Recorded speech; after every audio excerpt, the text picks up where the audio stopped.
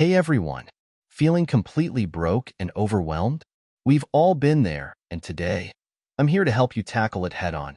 We'll break down easy steps to get your finances back on track, from managing debt to finding the right help and resources.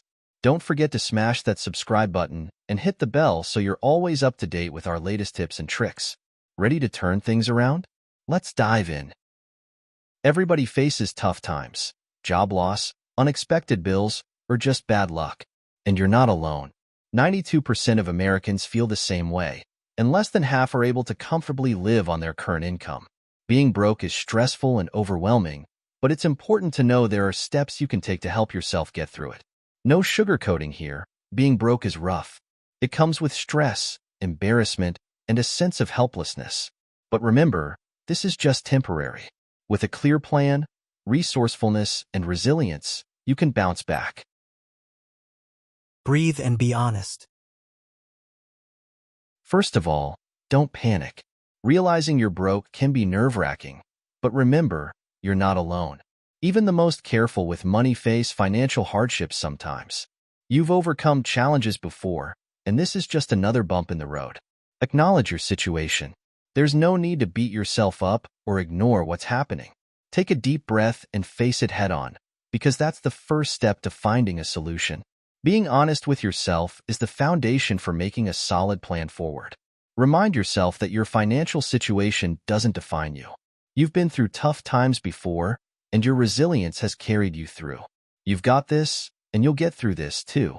Believe in your ability to rise above this, just like you've done in the past. Diagnose the problem. In many cases, becoming broke is caused by two factors. Firstly, you may not be earning enough money. This can happen suddenly due to job loss, illness, or injury. In some cases, it might be that you're underpaid or unable to work as much as you'd like. Secondly, overspending could be a factor. This often happens more gradually.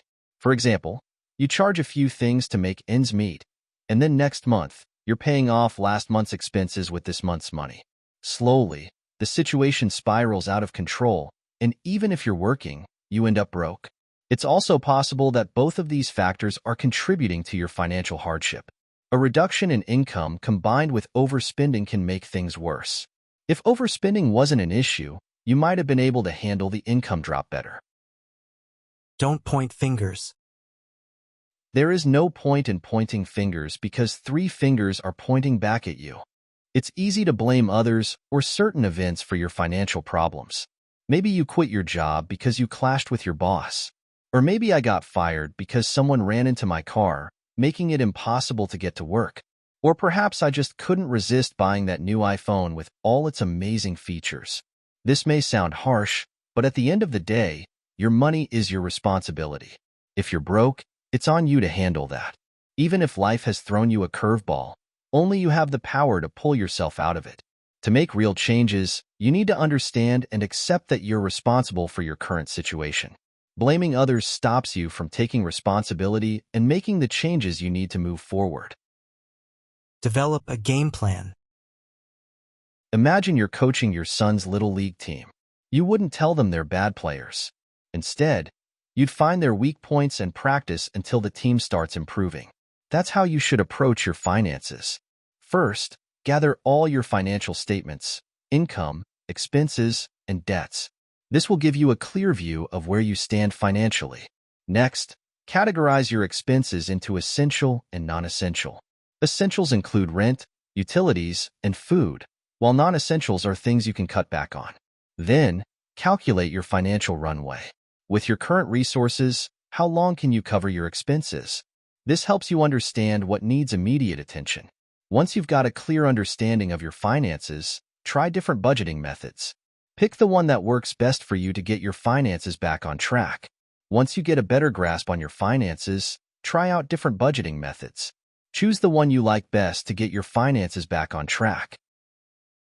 Redefine your necessities. Many things in your life will need to change when you're broke. Specifically, what you consider necessities should no longer be seen as essential. What does that mean? When you have enough money to pay your bills, certain things seem necessary, but when you're broke, those same things may no longer be a priority. This shift helps stop the constant question, why am I always broke? It comes down to the classic needs versus wants debate. Your needs now aren't the same as when you first moved out or got your first job. As we earn more, our needs grow and our wants shrink. In tough times, you need to reduce your needs and increase your wants. When you're broke, you have to put a freeze on your wants and focus on what's truly essential. Honestly, you don't need much. At the minimum, a person needs food, warmth, and shelter. Let's take necessities to the extreme. You could survive on rice and beans as a basic meal. You can wear multiple layers for warmth. And you could share a house or rent a room for shelter. The fewer necessities you buy, the less money you need. This is one of the most productive actions you can take when you have little or no money. Make a radical change. When you're in debt, you're paying interest and have spent more money than you make. You're still managing to pay off your debts and make ends meet. On the other hand, being completely broke means you've exhausted all options and can't take on new debt. You can't afford groceries or pay your bills because there's just not enough money. At this point, you need to get radical and focus on immediate survival. If you've just lost your job and are struggling with a large mortgage, consider selling your house or bringing in a roommate. Cutting cable might save a few dollars, but it won't solve the bigger problem. The bottom line is that you need to review every aspect of your life. This might involve making drastic changes until you're back on your feet. Face your debts head-on. You won't be able to magically get rid of debt by ignoring it. As such, don't hesitate to contact your creditors and explain the situation. In the case of student loans, you may be able to apply for forbearance, deferment, or income-based repayment options. The payments can be drastically lowered or even paused altogether if you choose to use these options. Or, contact your lender if you are having trouble keeping up with your credit cards, personal loans, or auto loans. In short, you may want to consider consolidation programs, hardship programs, and repayment plans.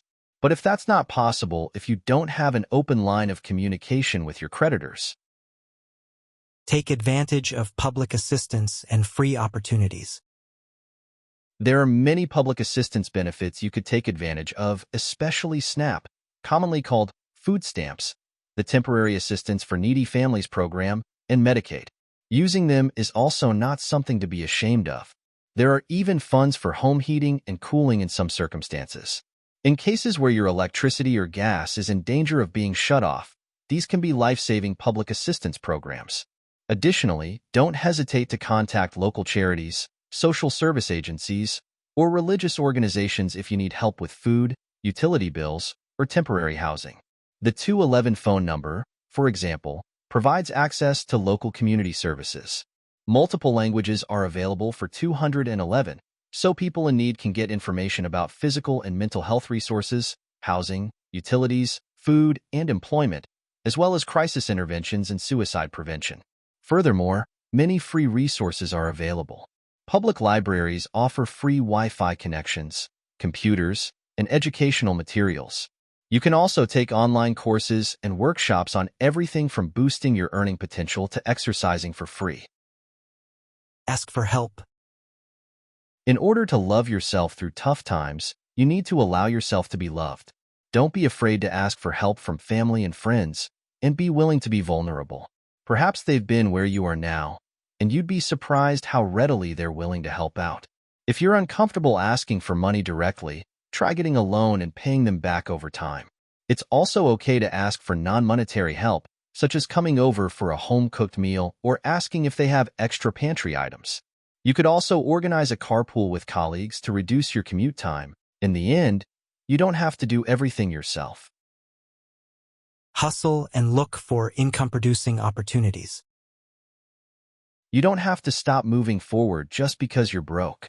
Find ways to make extra money, such as freelance work. You can sell your skills on platforms like Upwork or Fiverr. Gig economy. You can drive for rideshare companies, deliver food, or complete online tasks. Sell and used items. You can turn unwanted items into cash by selling them online or having garage sales. Odd jobs. Provide services such as dog walking, house cleaning, and tutoring when available. Focus on your mental well-being. The effects of financial hardship can have a negative impact on your mental health. Invest time in self-care activities like meditation, exercise, and spending time with family and friends. If anxiety or depression are affecting you, you may want to consider seeking professional help. Remember that maintaining a healthy mental state is just as important as maintaining a healthy financial state. Celebrate small victories. It takes time for progress to occur. Whether it's paying off small debts or sticking to your budget for a week, celebrate even the smallest wins. Whatever the size of the victory, it is a step in the right direction towards your financial goals. Keeping motivated is key to success. As such, recognize your progress and continue to march forward. Build a safety net. Put an emergency fund at the top of your priority list. To prepare for future unforeseen events, try saving at least 3 to 6 months of living expenses. Maintaining a safety net can keep you from falling back into financial hardship and provide peace of mind. Focus on long-term solutions. In addition to taking immediate action, remember to keep the long term in mind. To improve your employability, consider upskilling or enrolling in a job training program if job instability is the underlying cause. If possible, consider educational opportunities to enhance your qualifications and help you gain access to higher-paying jobs. In the future, you will be glad you invested in yourself. Learn from the experience. There is a lot to learn from this challenging experience. Identify areas where your financial literacy can be improved by understanding what led to your financial situation. To start, learn about budgeting, saving, and debt management. As a result of this knowledge, you will be able to make informed financial decisions in the future. Thanks for watching. I hope you found these tips helpful for getting through tough financial times. Remember, you don't have to face this alone. There are resources and strategies to help you get back on your feet. If you enjoyed this video, give it a thumbs up and share it with anyone who might need it. And don't forget to subscribe and hit the bell so you never miss out on our latest content.